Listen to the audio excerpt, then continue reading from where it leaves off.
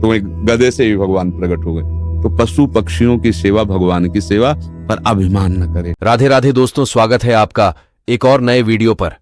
दोस्तों, आज की वीडियो में महाराज जी हम सबको बताएंगे कि कुत्ते को खाना खिलाने से क्या होता है, गधे को पानी पिलाने से क्या होता है, और भी सारे जीव जंतु की सेवा करने से हमें क्या क्या लाभ मिलता है, और भी बहुत सारे जानकारियां आपको इस वीडियो में देखने को सुनने को मिलेगा। आप वीडियो पूरा देखिए तभी जान पाओगे। आइए जानते हैं वीडियो में। मन की ही प्राप्ति हो जाती है, क्योंकि हर पक्षी पशु के रूप में भगवान है। नामदेव जी महाराज कुत्ते में भगवान को देखो प्रकट किया ना भगवान। एक बार श्री एकनाथ जी महाराज गंगोत्री से गंगा जल लेकर बहुत से भक्तों के साथ रामेश्वर चढ़ाने जाते थे। प्राय भक्त लोग ऐसा करते हैं कि गंगोत्री से गंगा जल लेकर रामेश्वर में चढ़ाते हैं कांवर में लेके। ऐसे ही वो जा रहे थे। जब रामेश्वर जी के पास पहुंचने वाले थे तो देखा एक गधा प्यास से तड़प रहा है, मतलब ऐसा दिखाई दे रहा है। तो उन्होंने विचार किया कि रामेश्वर जी में तो सब जल चढ़ाते हैं और ये प्यासा इसे कोई पिलाएगा नहीं। गंगोत्री से लाए थे रामेश्वर जी के लिए, नजदीक गए और गोद में गधे का सर लिया और हर हर महादेव करके पूरी गंगाजली जे ही गंगाजली पिलाया। तो और जो साथी थे सब हंसने लगे, यार मतलब इतनी मेहनत करके वहां से लाए और पास ही आ चुके थे रामेश्वर के, वहां नहीं चढ़ा, एक गधे को पिला दिया। वो तो रामेश्वर जी गए और वहां रामेश्वर आ गए। गधे को जे ही गंगाजल पिलाया तो भगवान उठ के बैठ गए, बोले मैं ही था, तुम्हारे को देख रहा था कि तुम केवल मूर्ति में ही मुझे समझते हो या सब जीवों में भी मुझे समझते हो। तुम्हारी इस दया से मैं द्रवित होकर यही प्रकट हो गया, क्योंकि कण कण शिव है। तो एक गधे से भी भगवान प्रकट हो गए। तो पशु पक्षियों की सेवा भगवान की सेवा, पर अभिमान न करे। भाव ऐसा रखे कि भगवान ने मुझे ये सेवा दी है और सेवा लायक बनाया है, बस। और इसका प्रचार प्रसार न करे। प्रचार प्रसार करने से सेवा का जो सुकृत होता है वो नष्ट हो जाता है। जैसे आप यार मित्रों से और बहुतों से कि हम तो ऐसा करते हैं, हम मतलब ये बात जैसे आप संत से या गुरुजनों से कहे तो बात अलग होती है, बस। इसके बाद फिर इसे गुप्त अगर कोई कहे भी कि सुना है कि आपने पक्षियों की बहुत सेवा करते हो, अरे हम अपनी ही सेवा नहीं कर पाते, पक्षियों की क्या, मतलब उसे हमें दबाना है। हमसे पाप बन जाए तो कह देना है, पुण्य बन जाए तो छुपा लेना है। पर अपने लोग उल्टा करते हैं, पुण्य बनेगा तो पोस्टर छपवा देंगे और पाप बनेगा तो कसम खा लेंगे कि किया ही नहीं है। यही हमारी दुर्गति का कारण बनता है। अगर हमसे कोई गलती हो गई और कोई पूछे आपसे गलती वहां हो गई, अब दंड मिले जो, तो वो नष्ट हो जाएगा। जहां आपने हाँ कहा तो पाप नष्ट हो जाएगा। अगर सभा में खड़ा होकर के स्वीकार कर ले तो दंड मिले ना मिले उसका पाप नष्ट हो गया। और हम सभा में पुण्य को कह सकते हैं, पाप को नहीं कह सकते, देखना है नहीं। तो अपने इस पुण्य को छुपाओ और पशु पक्षी में भगवत भावना करो। जब उनको दाना डाल रहे हो या फल जो भी, जैसे पशु पक्षी हो, तो भाव करो, हे भगवान आप इन सब रूपों, और बढ़िया पुण्य बन जाएगा और बड़ा लाभ मिल जाएगा। हे भगवान आप इन रूपों में आके सेवा स्वीकार, नाथ हम पे प्रसन्न रहो कि हम सदैव आपकी सेवा करते हैं। भक्ति हो गई, इसी से भक्ति हो गई। सब में भगवान के दर्शन की भावना बनने लगेगी, ठीक है। पर कभी गलत धन कमा के सेवा की भावना मत रखना। मान लो चलो 1 लाख रुपए हम गलत करके ले रहे हैं तो 10,000 की सेवा, वो ठीक नहीं है। ईमानदारी से कमाओ, धर्म से कमाओ, और फिर उससे अगर 10 रुपए की भी सेवा करोगे तो बहुत बड़ी सेवा मानी जाएगी। 10 करोड़ सेवा बेईमानी से वो तुम्हारे लिए बिल्कुल बेकार है। और 10 रुपए की, गरीब की 1 रोटी जितना पुण्य देगी ना, राजा का उतना पूरा धन का खजाना नहीं, क्योंकि वो मेहनत से करके, और 4 रोटी में 3 में परिवार चलाया, अपने हिस्से की दे दिया दूसरे को, बहुत बड़ा दान हो गया। तो दान का ये भी स्वरूप समझना है कि गंदे आचरणों द्वारा, बेईमानी द्वारा नहीं, धर्म से कमा करके। एक बार राधा बाबा ने भागवत सुनी, तो एक ब्राह्मण आते थे, श्रद्धा से सुना। अब दक्षिणा देने की बात आई तो बाबा ने कहा हम तो सन्यासी हैं, क्या दक्षिणा दे। आज बड़े बड़े लोग बैठे थे, जिसके पास पवित्र धन हो 100 रुपया हमें दे दो। किसी की हिम्मत नहीं निकालने की, क्योंकि बाबा बिल्कुल सत्य पे प्रतिष्ठित महापुरुष का, पवित्र होना चाहिए, नहीं दंड मिलेगा। किसी की हिम्मत, एक घास खोदने वाला बगीचे में जो काम करता है दौड़ के आया, बाबा हमारा पवित्र है। वो कैसे तेरा पवित्र? बोले घास खो देता हूँ, मुझे कोई 1000-2000 ले मिलते, 100 रुपया तो हम दे देंगे। बोले आ तू दे, 100 रुपया लिया, पंडित जी को देखे, ये है दक्षिणा। हाँ, ये 100 रुपया 100 करोड़ की बराबरी बिल्कुल नहीं हो सकती। वो 100 करोड़ बेकार, वो 100 रुपया अच्छा। संसार के चिंतन से अपने चित्त को बचा के भगवान के चिंतन में लगाना। बस बार बार नाम जप करो। जो भी नाम कीर्तन करते हैं ना, वो नाम कीर्तन पकड़ लो, अंदर से जपो और उसी का कीर्तन करो और उनको गुरु मान लो। हो गई बात, समझ रहे? और संतों का संग करते रहो, जिनसे आपका मन मिले, जिनकी बात सुनकर आपको अच्छा लगे और हृदय शीतल हो जाए, उन संतों के वचन प्रगट में सुनते रहो और नाम और गुरु भाव उधर रख लो। मनोज कुमार दिल्ली से, सतगुरुदेव भगवान, आपके चरणों में कोटि कोटि प्रणाम। गुरुदेव भगवान, पराये सभी शिष्य अपने गुरुदेव का मानसिक चिंतन करते हैं, लेकिन गुरुदेव वो परम सौभाग्यशाली शिष्य कौन से लक्षणों से युक्त होता है जो कभी कभी अपने गुरुदेव के चिंतन में भी आ जाता है? जिसका अस्तित्व खत्म हो जाता है वो कभी कभी नहीं, वो गुरुदेव में ही हो जाता है। जब तक शरीर और शरीर के भोग और शरीर संबंधियों से अपनापन है, तब तक गुरुदेव को हमने माना है जैसे संसारिक किसी को हमने पिता माना, माता माना, रिश्ते नाते माने, उसी में एक और नाता मान लिया गुरु।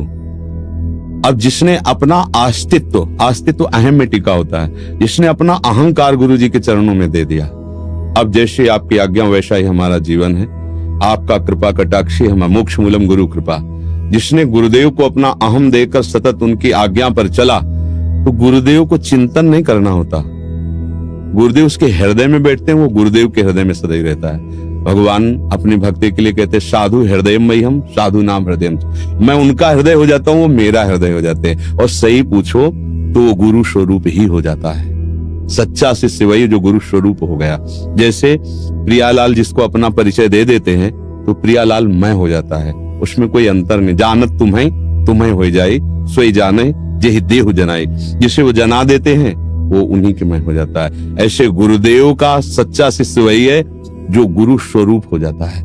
संसारिक राग, संसारिक भोग, सांसारिक चिंतन रहित, सदैव गुरु के बताए हुए नाम मंत्र में तल्लीन है, वही गुरु का स्वरूप हो जाता है। गुरु निष्ठा, नाम निष्ठा, धाम निष्ठा, इष्ट निष्ठा, ये बड़ी दुर्लभ बातें हैं, किसी बिरले के हृदय में आती है, और ये निष्ठा आ गई तो निश्चित वो उसी को प्राप्त हो जाता है जिसकी जो, जैसे अभी हमारी शरीर निष्ठा है सबकी, तो हमें भोग की चाह है, मान की चाह है, प्रियता है, संसार सारा प्रपंच है। और जिस दिन भगवान निष्ठा आ गई तो सारा प्रपंच खत्म हो गया, भगवत निष्ठा आ गई। भगवान के चरणारविंद में आसक्ति प्रेम, या प्रियालाल के चरणारविंद में आसक्ति प्रेम। पहले तो समझना है कि इष्ट और गुरु केवल कहने को दो शब्द हैं, पर्यायवाची दो नहीं है।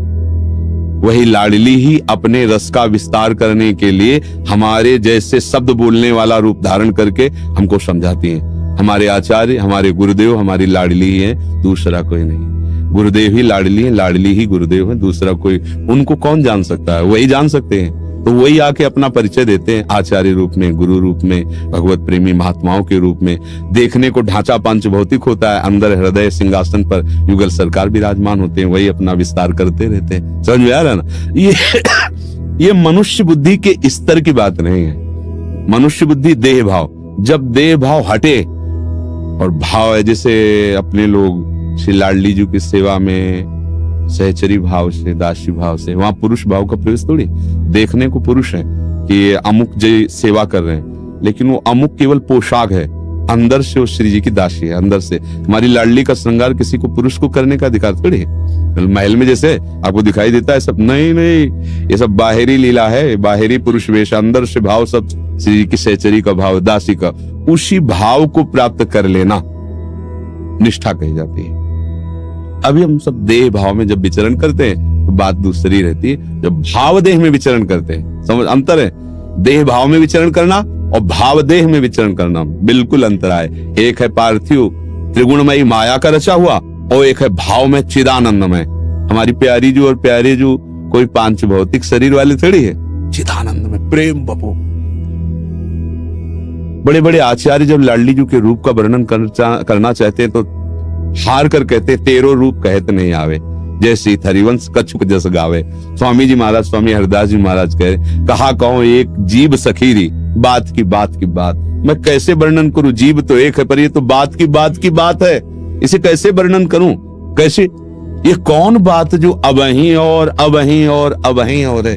प्रतिक्षण वर्धमान लाडली का सौंदर्य जो देखा उससे और बढ़ रहा है, और कैसे लिखा जा सकता है? तो इन पार्थिव नयनों में केवल देखने की सामर्थ्य प्रकृति रचना की है। लाडली लाल के देखने की सामर्थ्य इन्हीं नेत्रों में लाडली लाल देते हैं। जब गुरु कृपा से आराधना होती, उपासना होती तो छा जाता है। तो जो गुरु वही लाडली, जो लाडली वही गुरु। लाडली और गुरु पर्यायवाची शब्द, बात एक ही है। तब वो बात बन गई, फिर वो बात बन जाती है। धीरे धीरे हम पहले मानसिक स्थिति से ऊपर उठे, निरंतर लाडली जी का चिंतन करें, उनकी परिचर्या में रहें, उनको सुख पहुंचाने की भावना जागृत करें। अभी तो हमें अपने सुख की पड़ी हुई है, हपले इस देह सुख की पड़ी हुई है, तो धीरे धीरे लाडली जो कृपा करती है, स्तर उठता है। त्रिगुणात्मिका माया की रचना से जब स्थिति ऊपर उठती है और प्यारे जो के भाव में प्रवेश होता है, तब जो आनंद होता है वो मोक्ष सुख को ठुकराने वाला होता है। जो वेदांत के द्वारा, ज्ञान के द्वारा अखंडानंद मिलता है, मोक्ष सुख, वो थूक देने योग्य होता है लाडली जी के चरणों की उपासना में। अब ये बहुत ऊंची बात, मोक्ष कोई ऐसे रबड़ी रसगुल्ला थोड़ी है, बहुत बड़ी बात है। माया से मुक्त, जो मुक्त महापुरुष है उनके लिए भी दुर्लभ हमारी लाडली जी की चरण सेवा है। इसीलिए जैसे सब चरण सेवा में है ना, ये महात्माओं के भी महात्मा है। कोई भी संत ऐसा नहीं जिनके चरणों में प्रणाम, जो जानते हैं, जो नहीं जानते बात अलग है। इनकी चरण रज, इनका चरणामृत, इनका आशीर्वाद साक्षात लाडली का आशीर्वाद है, जो श्री जी की सेवा में मगन है।